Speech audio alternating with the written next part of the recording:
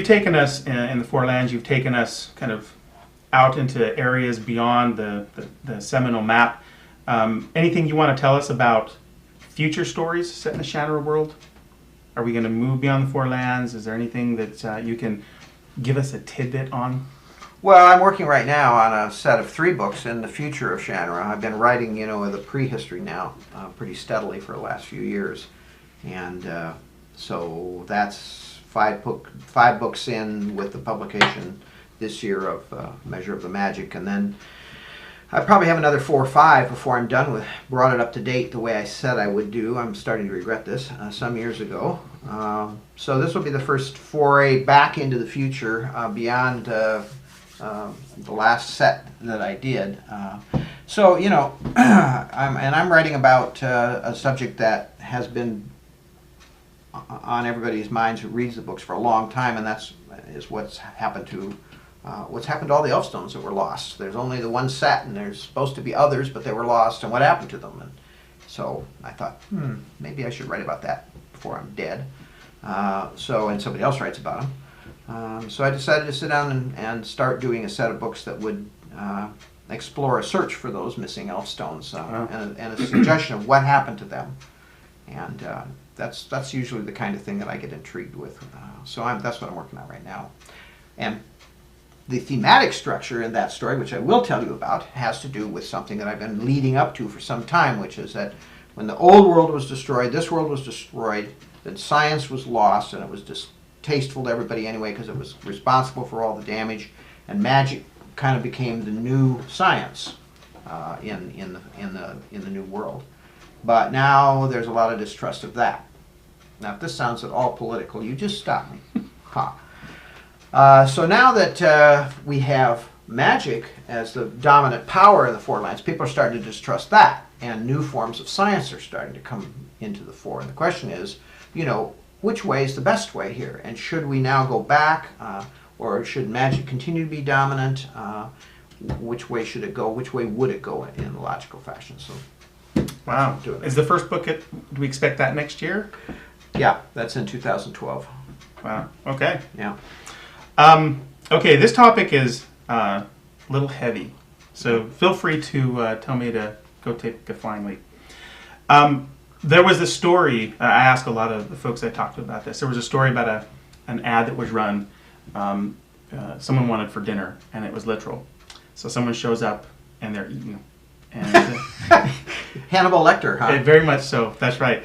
And it kind of leads into a discussion about this idea of that's called semantic contagion, that there are some ideas that just shouldn't be put out there because people will act on them, and it's not for the betterment of society. So the large, abstracting one level higher than that, there's maybe it's a little bit about are there things that we shouldn't write about? Is there a degree to which you self-censor? Would you write, example I would use here, would you write a sympathetic pedophile? So I guess I'm wondering, are there things that you make decisions as a writer that you will not sort of entertain? Well, yeah, sure. I mean, there are things that I don't particularly want to write about, so I don't write about them. I'm not good with graphic gore, for example. I don't write scenes that are particularly graphic. I because of the audience I have, which is much of it is young, I don't do hardcore anything for the most part. Not because I couldn't do it or even think about it once in a while, but just because it's not appropriate for the audience and they expect something from me and I should give it to them. But mostly it's just because I'm not interested. I pretty much write what I want to write, and I don't have to work too hard to self-censor myself from doing something that I think might be inappropriate. I can't even remember the last time that I came at it that way. I didn't start writing that way, so for me, my whole approach to writing in the beginning when I was working on Sword was, I want everybody to read this book. Not just these people, but everybody to read these books. And if they don't, I want to get them with the next book. And that's still kind of my approach. I know it's obviously clearly unrealistic, but nevertheless, I think it's not a bad way to approach writing. And I think for the kind of stories I'm telling, I'm not required to do too much to edit them out to make them acceptable for the kind of, for the writing that I'm doing. So that helps. Okay, here's a writer question. You have a lot of experience. I'd love for you to speak to the one thing, or at least one thing that you think is this maybe simple that a lot of aspiring writers overlook that might most impact their success. I've heard some writers say simple graciousness. Some say it's dedication to sit down every day. I'm wondering, with the number of writers that have probably approached you for writing tips and advice, if there's something that you find would most impact their future success. Oh, brother, that's pretty much an individual thing. You can say for one writer that the ability to persevere is real important. You can say for somebody else, you should be more involved with your fans and your readers.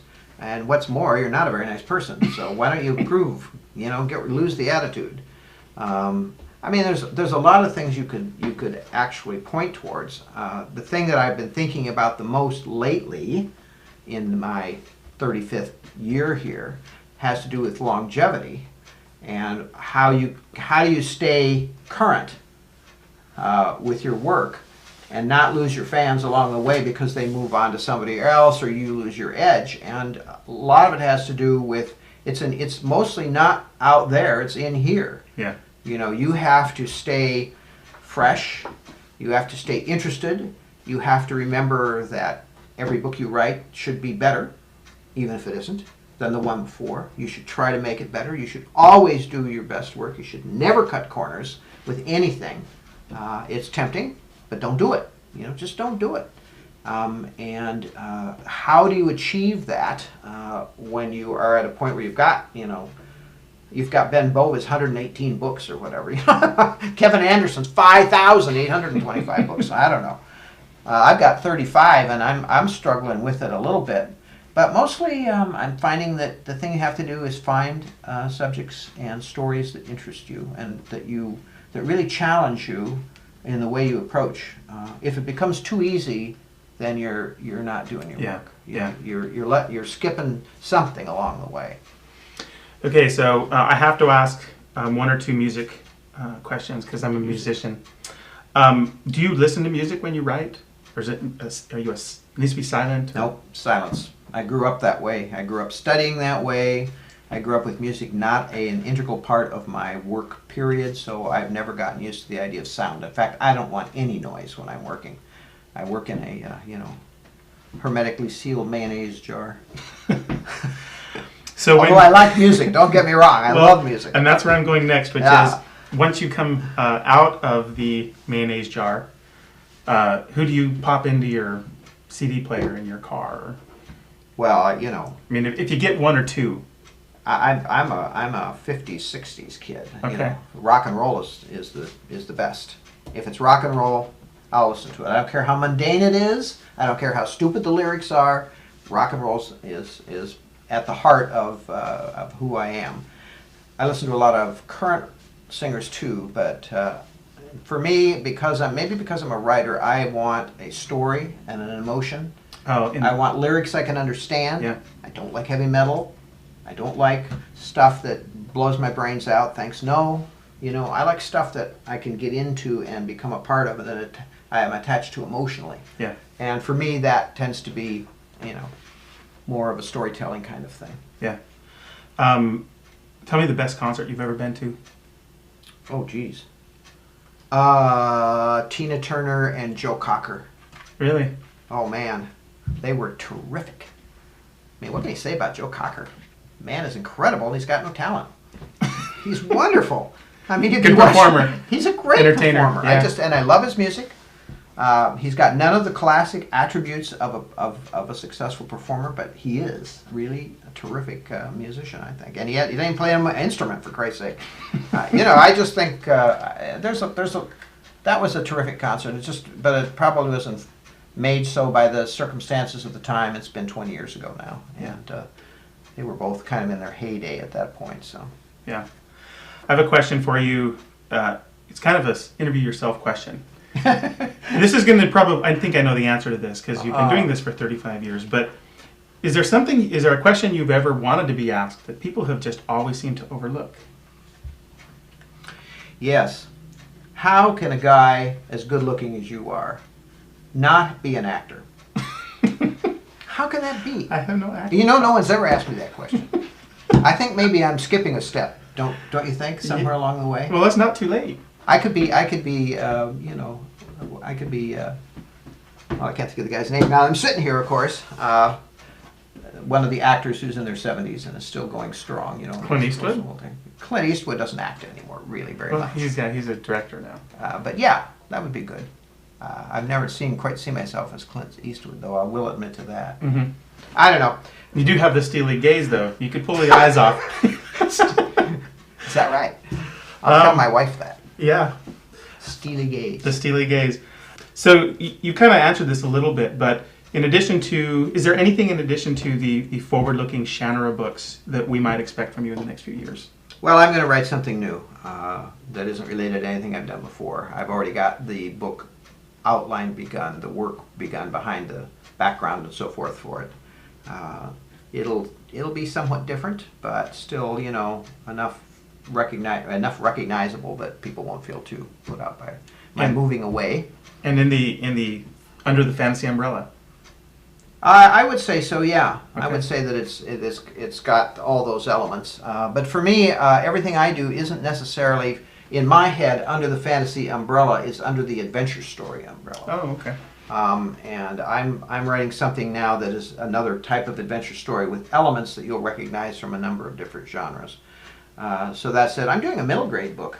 Oh, really? Yeah, it started out to be something else, but you know, then my wife looked at it. Janine looked at it. She said, "Well, this is a middle grade book." And I said, "Yeah, you're right. It is a middle grade book." I knew that. So, but I'm kind of into it now, and I've got a main character whose voice I like a lot. So I've only written about 30, 40 pages, but I'm gonna push through to the end and then send it around. As a Terry Brooks fan, it's very exciting for me to hear that you're doing new things. As much as I love Shannara, so yeah, well, you know, man cannot live by one thing alone. I've been living off the Shannara for many, many years, and I really like it, or I wouldn't be doing it, obviously. Right. But I think every so often you have to do something different. You have to challenge yourself as a writer, and I did it with Magic Kingdom back in the '80s, and I did it with Word and Void back in the mid '90s. And it's time again to do something else besides the Shannara books that will make me push the boundaries and try something different and challenge me as a writer. that's awesome. Well, that concludes this session. Thank goodness. You've escaped. I want to thank you for your time. This has been great. I'm sure a lot of people are going to be happy. We've got some questions answered that they were hoping to get answered. And I appreciate the time. I'm a big fan. You're a wonderful writer. That's very kind of you, and I'm looking forward to your book coming out very soon too. That's very kind of you. I'm going to be, you know, looking it over very carefully with a red pen. Yeah, you should. It needs it. All right. Thank you.